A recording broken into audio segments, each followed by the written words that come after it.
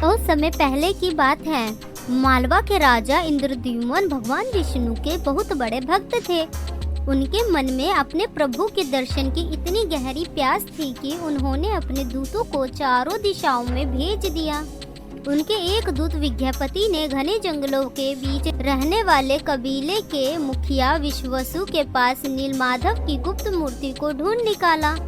राजा बड़े उत्साह से वहां पहुंचे, लेकिन उनके पहुंचते ही नीलमाधव अंतर्ध्यान हो गए। राजा फूट फूट कर रोने लगे। तब आकाश से एक गूंज सुनाई दी, राजन निराश मत हो, पुरी के समुद्र तट पर तुम्हें एक विशाल लकड़ी का टुकड़ा मिलेगा, उसी से मेरी मूर्ति का निर्माण करो। राजा को वह दिव्य लकड़ी मिल तो गई, लेकिन समस्या यह थी कि बड़े से बड़ा मूर्तिकार उस लकड़ी पर एक छोटी सी खरोंच भी नहीं बना पा रहा था।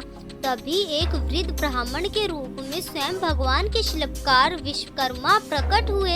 उन्होंने राजा से कहा कि वे मूर्ति तो बना देगा, लेकिन उनकी एक शर्त है, वे 21 दिनों तक एक बंद कमरे में अकेले काम करेगा।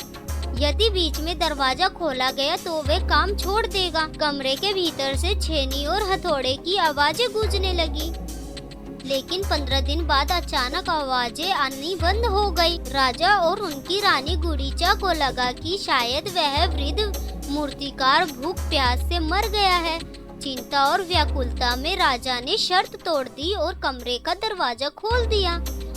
जैसे ही दरवाजा खुला, वह वृद्ध मूर्तिकार वहां से गायब हो चुका था और कमरे में 3 अधूरी मूर्तियां रखी थी, जिनके न हाथ बने थे न पैर। राजा को अपनी गलती पर बहुत पछतावा हुआ। वे खुद को दोषी मानने लगा। तभी भगवान ने उन्हें दर्शन दिए और कहा, राजन कलानी मत करो, मैं संसार को यह बताना चाहता हूँ कि मुझे पाने के लिए शरीर के अंगों की आवश्यकता नहीं है।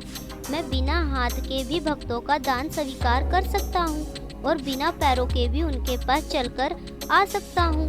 राजन ने बड़े ही प्रेम से उन अधूरी मूर्तियों को मंदिर में स्थापित किया। तब से भगवान कृष्ण जगन्नाथ बनकर अपने भाई बलभद्र और बहन सुभद्रा के साथ वहां विराजते हैं और उनका वह अधूरा रूप ही भक्तों के लिए सबसे पूर्ण और प्यारा है।